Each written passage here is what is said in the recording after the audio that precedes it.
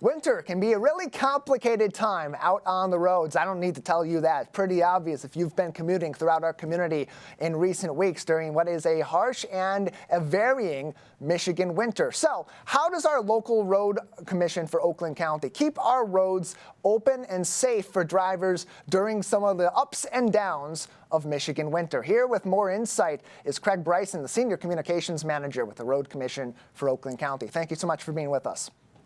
Thank you, Tyler. Good to be here. Glad to have you on, and a really interesting time because winter in Michigan, sometimes you're in the 30s and the 40s and it feels like it's the middle of summer. Then the next day it can be 0 degrees, -20 with the wind chills, and the roads are looking absolutely awful. And people are thinking, what gives? They knew the snow was coming in. Why is this road not clear? So take us through a little bit of how the varying temperatures in particular affect how roads are tended to in Oakland County. Well, the reality is that salt only works at certain temperatures. It used to be that below about 10 degrees, it would really do nothing. The good news is we now add liquid brine to the salt, and that allows the salt to work at a little bit lower temperature. So we will continue to do it down into the single digits, though, 5 degrees or lower, it really does pretty much nothing at all. So when we have those temperatures, as we have had recently, there is very little we can do to prevent ice from forming on the roads. And the real danger is if we put down salt in those kind of temperatures and it works a little bit and creates water, that water quickly refreezes and causes more ice. So we want to be cautious about that too. In extreme cases where we have very dangerous situations, we can put down some sand just to add traction to the road.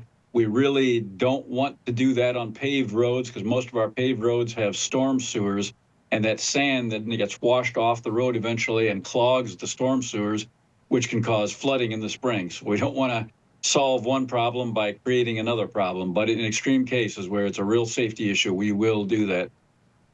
And so ultimately all eyes then go on to your team when you have situations like that, because it's a tough scenario, as you just described, to have that careful balance between the challenges of Mother Nature and the resources that you have available to combat some of those challenges. So when you have, like we had, the recent extreme cold spell, it also had quite a significant amount of snow on top of that. What does the Road Commission then do to make sure that our roads can be safely navigated for people that are going on their busy daily commutes and are traveling through some of the most heavily trafficked roads in the entire state? Yeah, great point. And what we can do once we're into those low single digits or 0 and below, really all we can do is blade the snow off the road. That means using the plow that is underneath the truck between the axles, the underbelly plow, and just push that snow off the road. That does nothing to eliminate the ice, but at least it gets the snow off the road and prevents it from becoming hard pack in the coming days. That is a dangerous situation, and we cannot do anything to melt the ice at that point, and that's why we try to remind motorists as much as we can during those times to slow down, presume there may be some slippery spots. If you don't have to go out, stay in, but you've got to use a lot of caution as a driver in those times because there simply is not much else we can do.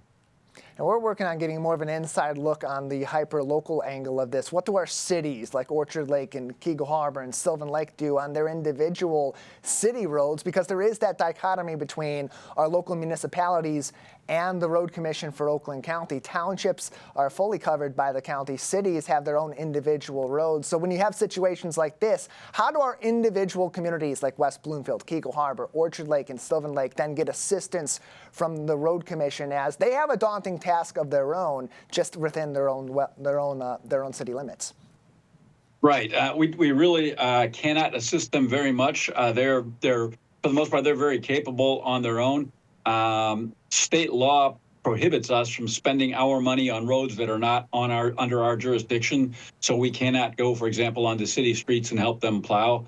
Oftentimes, though, they have, because of the small geographic size of the cities, they're able to cover their streets more quickly than we can cover the expanse of 900 square miles of the county. So they do a good job of doing what they can. Again, when the temperatures are that low, there's nothing the cities can do really either about the formation of ice other than, as we do, occasionally put down sand and wait for the temperatures to rise.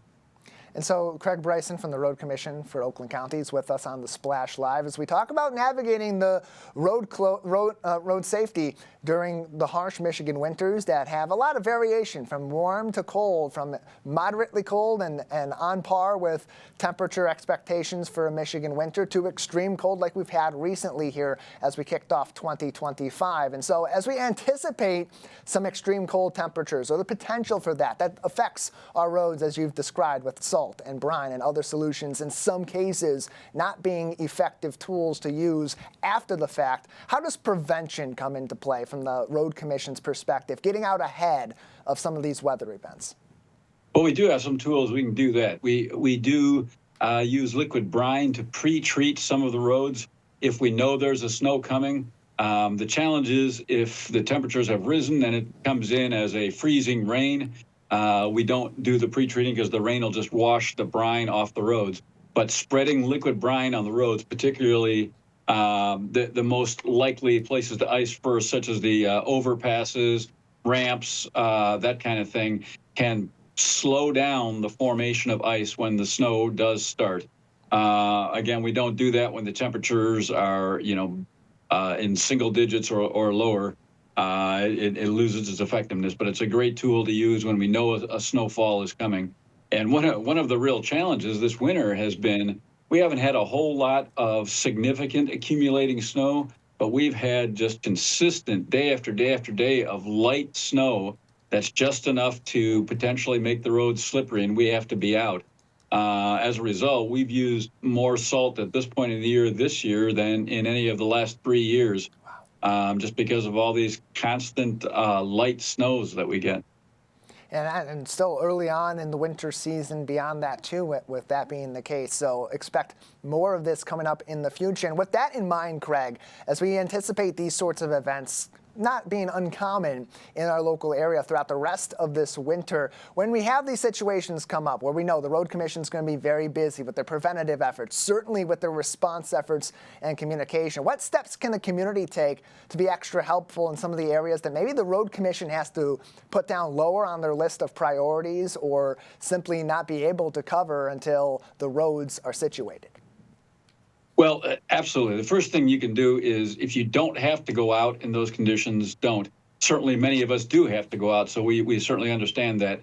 If you do go out and you're driving, please slow down and use caution. Please don't crowd the plow.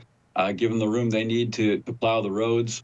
On residential streets, if you can avoid parking on the street, that'll help when we do get to those streets. So we don't do a lot of plowing on subdivision streets typically unless there's at least 4 to 6 inches of snow. But when we do get in there, if you're able to move your car off the road, that is helpful. Other than that, please just use caution during the winter. We want you to get home safely. The last thing we want is to see any crashes. And that's why it's all the more reason for you to be regularly checking rcocweb.org. And you can also follow them on RoadCom on Facebook, RoadComm. Craig, thank you so much for your time today, as always. Thank you.